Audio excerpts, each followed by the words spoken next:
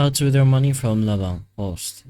So, to do this, you're gonna have to log into your account over here, and once you've done that, you should navigate yourself to the transfer section, which should just be found over here in the top uh, options. So once in transfers, choose your account from where you want to get the money from, and then the account where you want to send it. So press on select an account and link another account.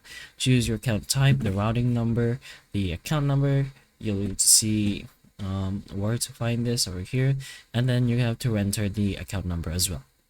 Once you're done with that, put in the account you want to send the money to, put in the amount, frequency, and when it should be delivered. You'll be able to see when it's scheduled, when it's withdrawn, and when it will be delivered.